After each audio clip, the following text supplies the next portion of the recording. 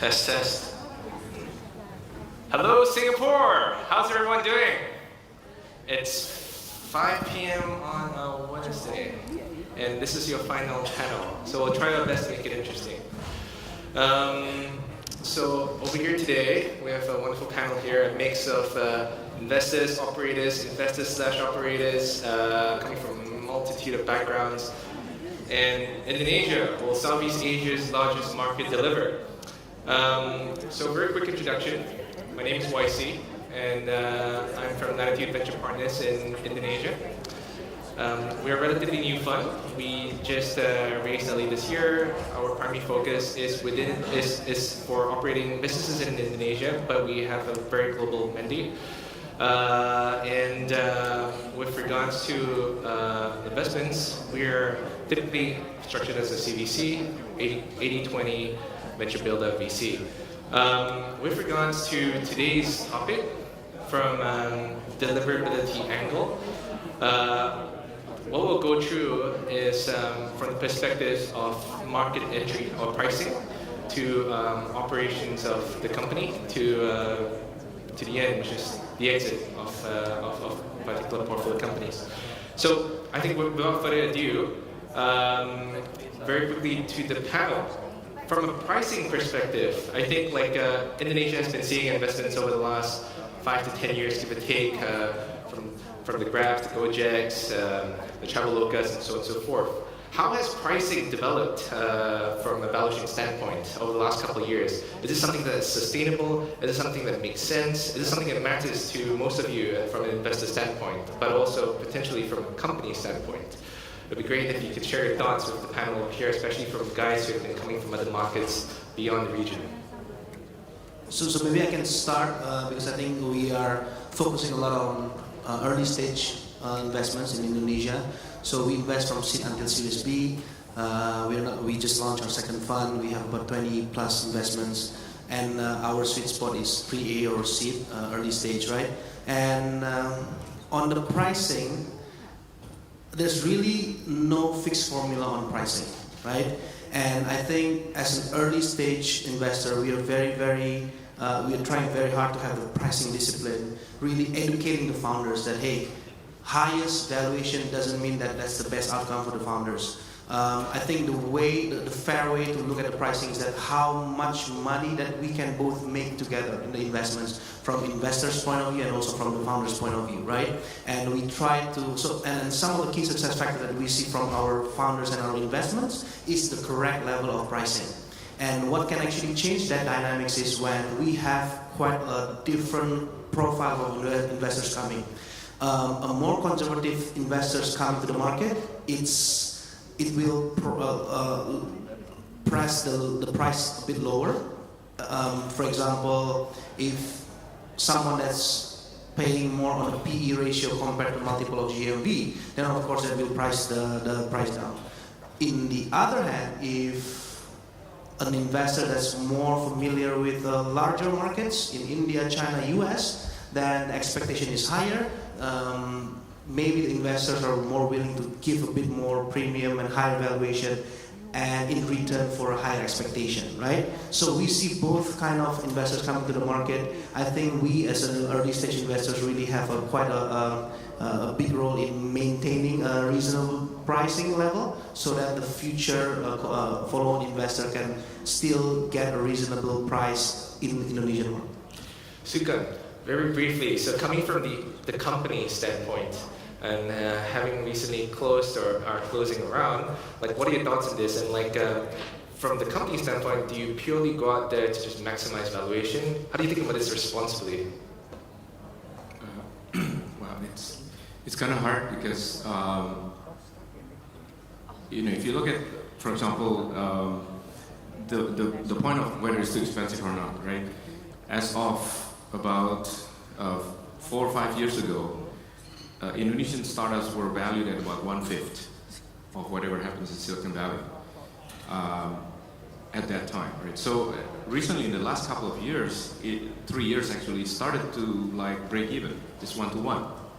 Now, is this right or not? I can't really tell because the first time I joined startup in Silicon Valley was 1989. Please don't count how many years ago it was that. So 3 startups in a row. At that time, it was not glorious to join a startup. 2 of those companies got acquired, 1 went IPO, but the point is, at that time, it was not big.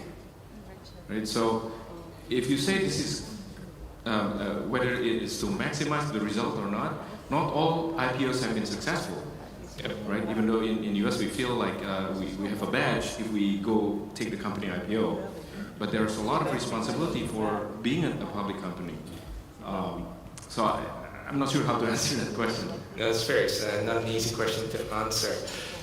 Shane, what are your thoughts on that, given like your journey throughout this funding cycle? Yeah, thanks. No, very important question, right? There's no such thing as a good or bad deal. There's a valuation and a structure that we get behind. And I think for us, valuation is not a question of absolutes. It's a question of relative to progress and relative to the opportunity that you can seize. And so for us at Openspace, we've been investing in Indonesia since 2014. We've got about 6 portfolio companies today. We have a few rules. One is we try our best to invest after Jeff at JWC. That's always a good thing to do. Otherwise, we just make sure that we apply, the sort of latter stage, mid-stage valuation thinking, even when we do Series A. Okay, what does that mean? That means you have to see traction, you have to see real numbers, you have to analyze that against what the Series B could look like, the latter series, and we even analyze exit, even when we're doing Series A.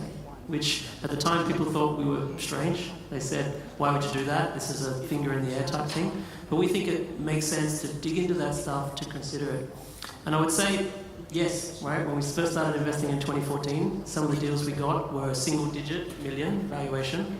Very hard to find those now when you have some traction. But the interesting thing is, as valuations have edged up, the clarity around the opportunity has definitely improved. So you can see the traction, you can see the users. We've spent the last few years building a really interesting ecosystem that can support these companies as they grow. And so to me, the valuation as a measure of progress and a measure of opportunity is still very much in the attractive zone. And I think that's our job, to make sure that we don't let things get ahead of themselves and we pay too much where it's beyond the attractive zone. So it's very interesting that you talk about the ecosystem, because a common topic today is the topic about the funding gap in the ecosystem in Southeast Asia. Paul, you've spent a lot of time around the world with regards to your investments, and a lot of people refer to benchmarks such as Europe or Silicon Valley with regards to that's a funding gap that they don't have that we've got over here that we have to deal with. As an investor over here, is that something, how true is that statement, and how should they care about it? On the funding gap? Yeah. Yeah, I hear that a lot, but the general sense is that we look around you, and you see smaller earlier stage funds, they're raising larger funds. You're seeing the incumbent regional funds raising larger funds. You're seeing even companies funds like GGV, they used not to look at Southeast Asia. Now they used to be focused on China. Now they have Southeast Asian allocation. And we're seeing more than that. You're also seeing the likes of Grab, Gojek, they're all investing as well. And then you're also seeing foreigners like maybe Yahoo Japan supporting EDBI. So the sense is that there's liquidity in the market, and I think that any company with the strong fundamentals should be able to get right funding. Cool. This very nicely moves me into my next topic with Sebastien. So once you've invested in the company and you wish the founders best of luck, I hope to see you next year or so in your next funding round. Then it becomes a question of how well are they going to do and what they're going to do in the next 18, 24 months with regards to what the money that they've been given, basically. So Sebastien, in Hera Capital, you've invested in a couple of interestingly profitable companies. I'm not sure if that's a trend today. And it'd be good if you can share your experience on that, but more importantly, how important is profitability to you versus how much can the company grow over a certain period of time? So, profitability is not very important for us. It was for our LP. Our LPs are mainly family offices and high net worth, and they tend to like traditional EBITDA generating companies, and that's why we came up with a model where we have small funds where we would invest in both tech deals, which are more risky and of course loss-making, combined with more traditional consumer retail or well-established companies. In Indonesia, we invested in three companies. One is tech, it's Gojek, but a bit later than Chun, unfortunately. And otherwise, we invested in two consumer retail companies. One is called Sophie Paris, which is a fashion brand in Indonesia, which is mainly selling handbags and cosmetics, but mainly selling handbags, around 10,000 bags a day in Indonesia. And when we worked with the company, so it's around $100 million revenue, profitable. And when we came to talk to the CEO, he was not needing any cash, but what he required was value-add investors to really help him transition his offline model towards e-commerce or hybrid offline-online model.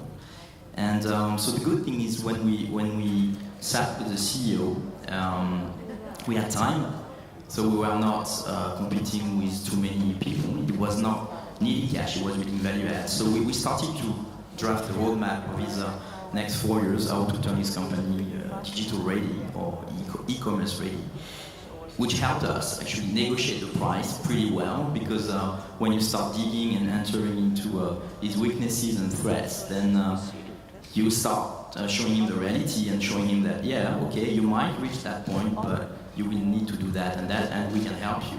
So we've been extremely hands-on in helping him deliver his roadmap on that digital transformation. It took us much longer than expected. We thought that after 2 years, the company would be flying online. Only this year, this is happening, and we invested end of 2013. So it took much longer to execute and to support the company. Much longer than, I would say, in the companies like Gojek and Grab, which are led by extremely young and smart also entrepreneurs. Gotcha. I mean, so Indonesia, land of opportunity, but tons of broken infrastructure, and like things just don't work most of the time. With regards to a couple of companies that we've seen grow tremendously quickly, the Grabs, the Gojeks, the Travelocas, and so on and so forth.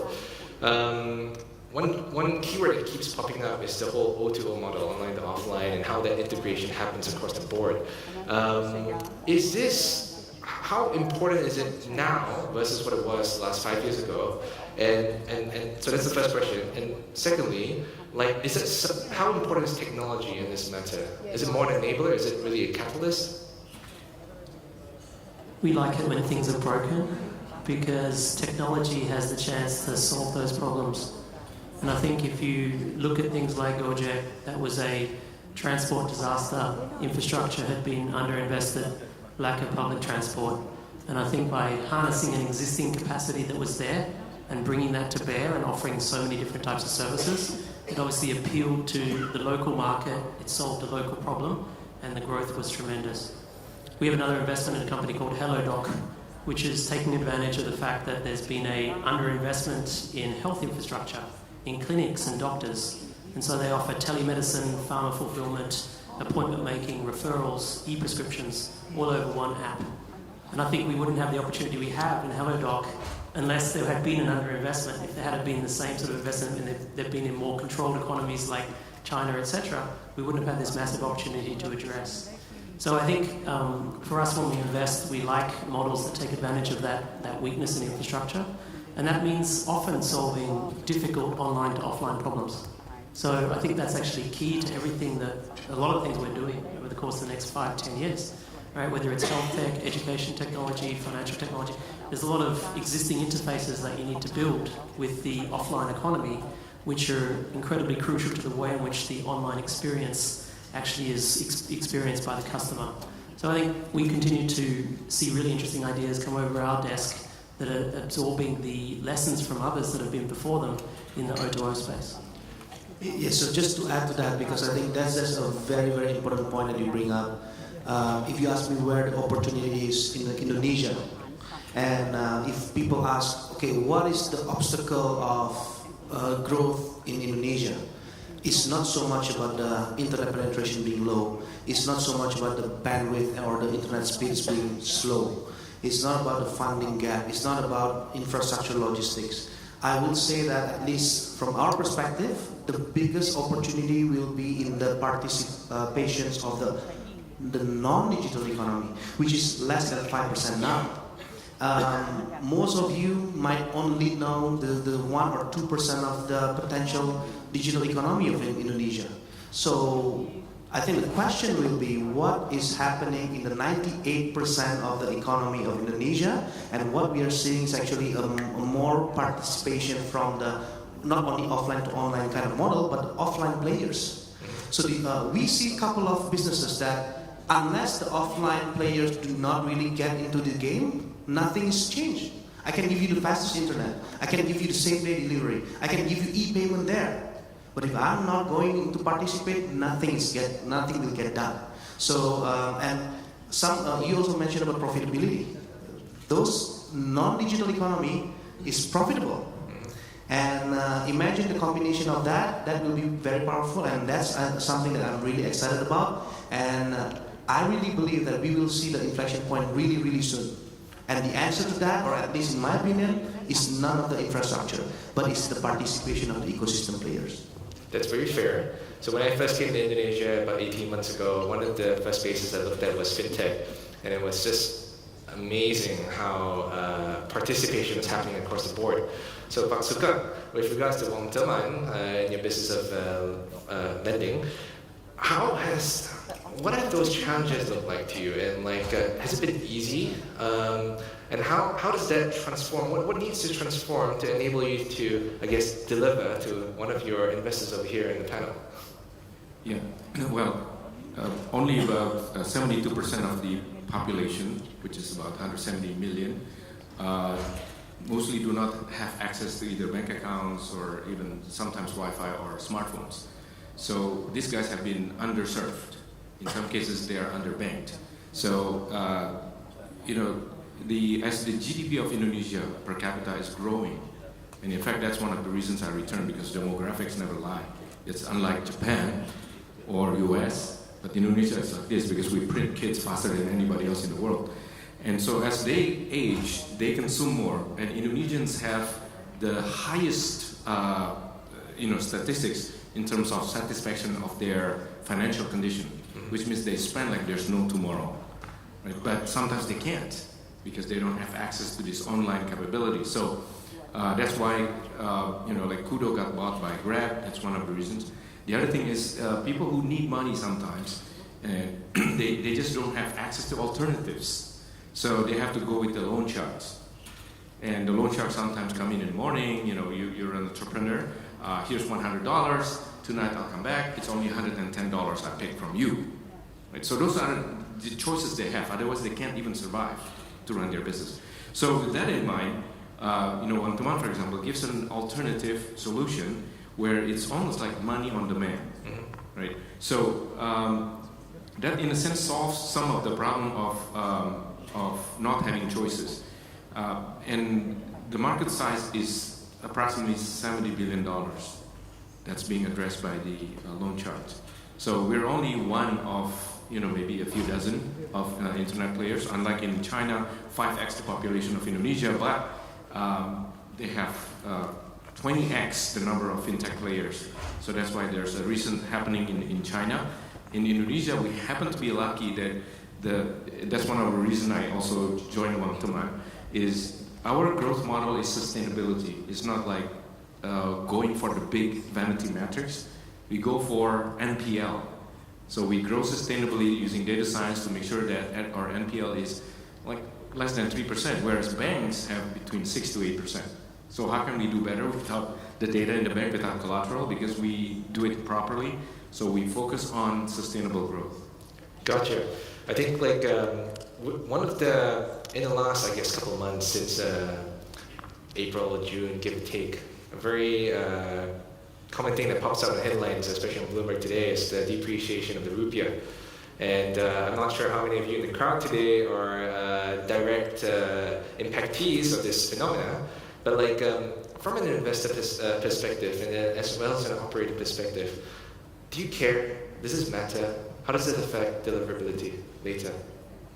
Shane, it'd be great to get your opinion on this start off. So, yeah, I get this question quite a bit from LPs and potential LPs. And the way I couch it is, if you're excited by the demographics of Southeast Asia, Indonesia in particular, if you think there's going to be an amazing growth opportunity over the medium to long term, I think that the right way to play that market and not be exposed to excessive forex risk is by investing in a relatively early stage VC fund, right? So I position that doubt about volatility as being the right way to play what I think most people globally agree is a really fascinating demographic and growth opportunity. Why is early stage VC the right place to play? It's because we're investing in secular growth trends. We're investing in the ideas which have already been discussed by this panel. People are solving problems, they're moving online partially, offline partially online, or they're developing hybrid solutions that solve problems. Financial services, health, education, logistics, all these things are being solved, and I think most of the returns for an early stage VC fund are going to be impacted about how well we choose our entrepreneurs, how well we help them execute, how they do, and how we help them with those interim rounds to make sure they've got the firepower to keep executing. So if you've got that sort of time frame, you've got the chance to ride out the undoubted volatility in Forex, which we are seeing. Now, it doesn't mean for investors like us that we don't get some effect, right? So some of our portfolio companies are getting to the point, where they're considering exits, realization, etc. And at that point, a lot of the potential investors will be converting their metrics, GMV, revenue, EBITDA in some cases, converting those to US dollars. And so there's an impact to the margin when we do our exits. But thankfully, if we're already sitting on 10, 20, 30x, then we can ignore the 30% depreciation of the rupiah. Right? So that's the argument I make with LPs. It's not to say that it's going to be a smooth ride, but I think if you believe in the long-term opportunity, let's ride some of those waves together. Yeah, just to add to that, Shane's point, it's also about relativity, right? So who are we comparing ourselves to? I will say that there are two kind of business model. One is the export-oriented, import-oriented domestic consumptions, right? For exports, it's great. For import, it's not as great. But for us, the way we also see that relates to the exit is that when the company gets bigger, they, especially from Indonesia, they will use that as a platform to grow through the region. And when we talk about region, we don't use rupiah. So there's one reason why we raise money in US dollars, and it's because we know that if it's successful, the exit will be in US dollars, right? So that's one, and also the relativity. No matter what we can, how can we be successful if the economy is stagnant? It's because just by shifting the percentage of digital economy versus non-digital economy, which we think that is going to be have a super high growth in the digital economy's growth. So in terms of relativity, it's still pretty much the same. Our thesis is the same, that the growth in the digital economy will be very, very strong, and relative to other industries, there are a lot of things that are actually attractive in technology. So there's a very strong point, especially in the import-export front, which is just the flow of capital. So onwards to the last bit of actually delivering returns, so exits. So we see a couple of companies that are pretty much at a size where they can almost, they're already accessing capital markets to some extent already. How far is this timing, in not so many words, and more importantly, does Indonesia alone as a country have the depth of capital markets to allow for that? If not, where, how, and how should companies, and founders, and investors be thinking about it to prepare for that? I'm going to open it up. So we all have to work on this. It's not like we have this massive track record of big tech IPOs out of Indonesia. Mm-hmm. But the good news is we've spent the last few years building up some of these companies where their metrics, the quality of the stories that they tell, the quality of the management teams are all getting to IPO quality. And so once you have that sort of quality coming through, and that would only have happened because we've got this ecosystem now. We've got early stage funders, mid stage funders, in some cases we've got those latter stage tech funders. At that point, many different options open up for exit. So whether it's M&A, strategic M&A from China, from the US, from Europe, from Australia.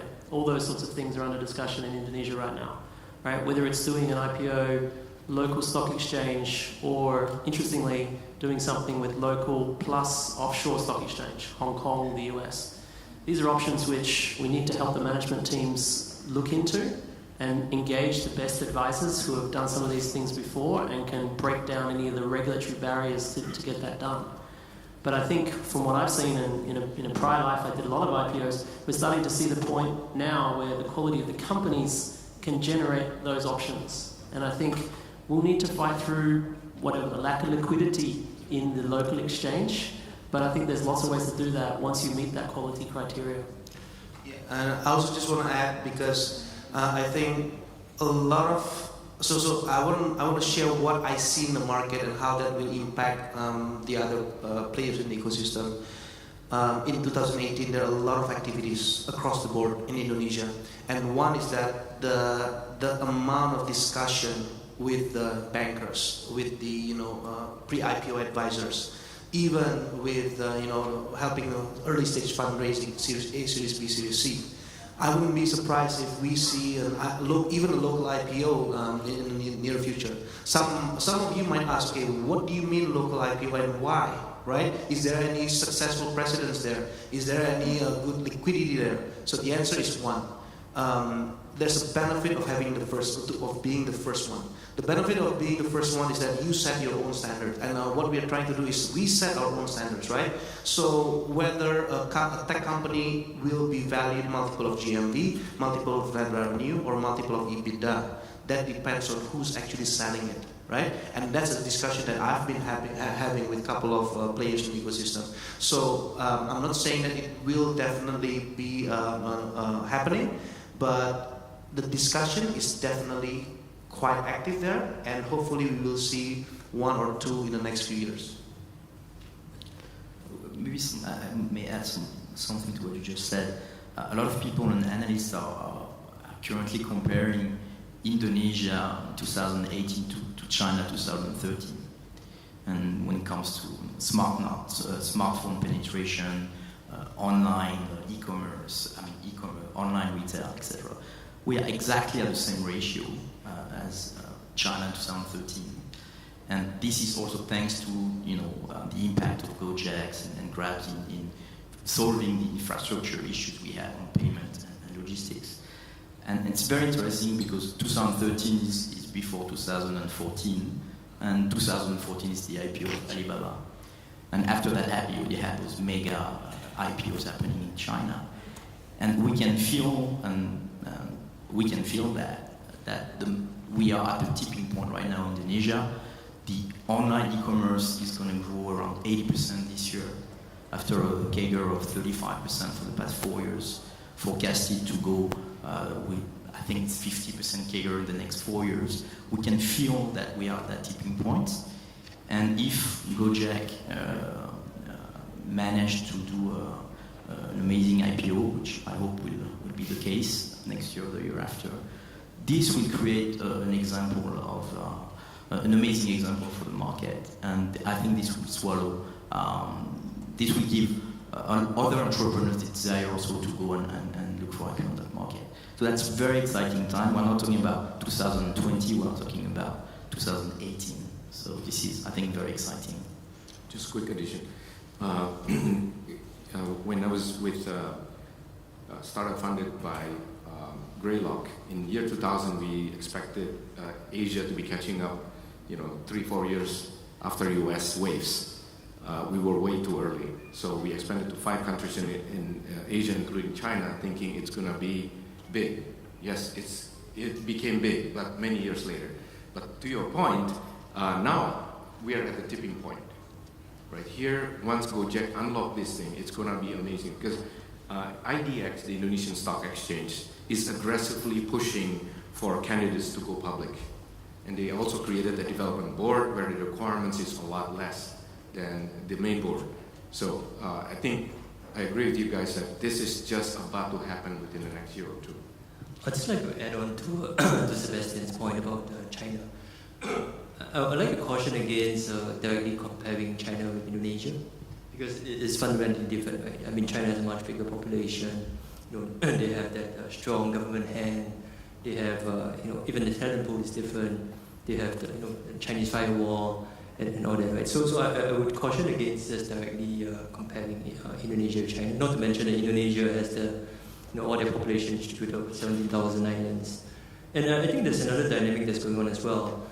You're sort of seeing the sort of like a barbell happening in Indonesia. You have the large unicorns on one end, and then you have the rest on the other end. And then where we sort of see that this, the likes of Gojek, even Traveloka and all that, where they're kind of different from, say, the Chinese. The Chinese tend to seem to compete through proxies. So like you can observe in China, Alibaba, Tencent, they compete through like, Didi, Dianping, Meituan, Ele.me. So they don't compete directly. So that sort of forms a way whereby, for startups, a potential partnership with them, a potential investment from China. Well, I think it remains to be seen whether those, the big guys in Indonesia, do they want to compete directly with startups, or do they want to partner? I think it could potentially have a correlating effect on certain things, especially since I think the likes of Gojek and almost everyone else is trying to go into lending, for example. Well, throwing the mix that like the likes of Alibaba, Tencent, Meituan are entering the market directly or indirectly in some form or another, it's going to be interesting. And I completely agree that the company that debuts this point is extremely important to the ecosystem, I guess, because it's literally going to set a standard for better or for worse, hopefully for the former. So on that note, I think time is running out. So would like to open it up to the floor if there are any questions with regards to anything the panelists posed or anything specific to them or their portfolios specifically, if possible.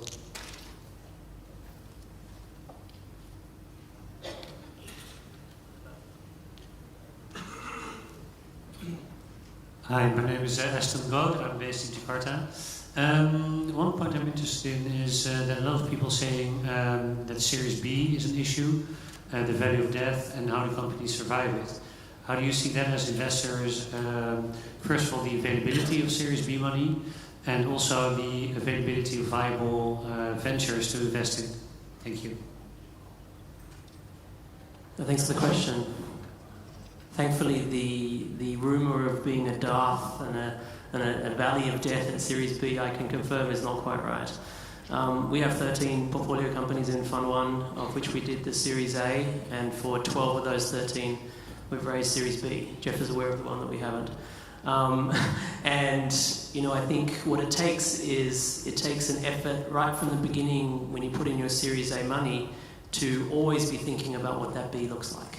Whether that's the way in which the company is capturing its information, the way in which it's tracking its metrics, where it's focusing its capital allocation, how it's building relationships with a potential Series B investor, all that stuff needs to start early. So we're not actually of the view that you can just relax for a year and a half or just focus on business for a year and a half.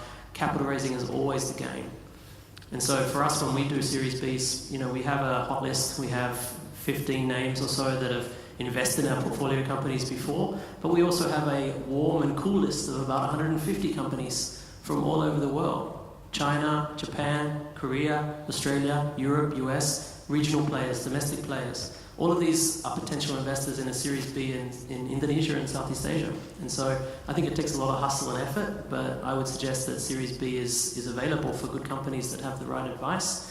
Thankfully, there's also Series B experts coming into the market, and many of them are calling on, I see a few in the audience, and many of them are calling on the people you see on the panel and asking for what are the next big things. And so we invite them to come and get to know our companies and get involved earlier. Yeah, so there's a lot of good news about the Series B crunch. That was true maybe 2 years ago. Now, maybe not so much. So it always go towards a later stage, right? So previously Series B, now maybe Series C or the future Series D. But I think one very important fact is that when a company already reached Series B, usually it's hard for the company to die because most of the companies already have a very strong fundamental for the core business. And that's actually good news for whoever investing in the market. So the question for Series B is that how big they can grow from there, right? So from the ecosystem and from the market perspective, it's getting much healthier. We see a lot of Series B investors from all over the world. I don't think we are concerned about Series B gap anymore now. I think just to quickly echo the thought, I think if a company is good enough, it's going to get access to capital one way or another. I think that's the short story. You had a question? A question for Shane and Sebastien. Gojek's IPO, we're talking about 2019-20. Is IDX really a destination that is being seriously considered for that? How many journalists and video today? I think whether it's been said by the company or whether it's been rumoured, I think the option of doing a dual listing is on the table. It's on the table. You think about the benefits of continuing to cement its position as a local champion and the benefit that provides in competition arena, in regulatory arena, and other factors. And the fact that there's incredible local investor interest that may also help to spark, this overall interest in tech and maybe a wave of IPOs into the local exchange. So there's a lot of good reasons to do that. At the same time, what is public is the amazing set of international investors we have, including from the US and China and other places. And so to get sufficient liquidity and to make sure there's a valuation benchmark that can go across multi-markets, I think it makes sense to explore international listing options. And whether that's Hong Kong, the US, etc., we can discuss in a smaller circle. But I think they have those options, as I mentioned earlier in my comments. I think a quality company has all the options, and they need to think about the liquidity, the valuation, and what makes sense for them as a company in terms of their strategy. And so Gojek's thinking through all those things. Silly question on top of that. Has the topic of a triple listing ever come into talks at any point? That would be true innovation. And the same as doing 4 M&A at once and launching about 16 services on one super app. You never know. First time for everything. Anyone else? Cool. I think that's it for today. So thank you very much, guys, and really appreciate you taking the time.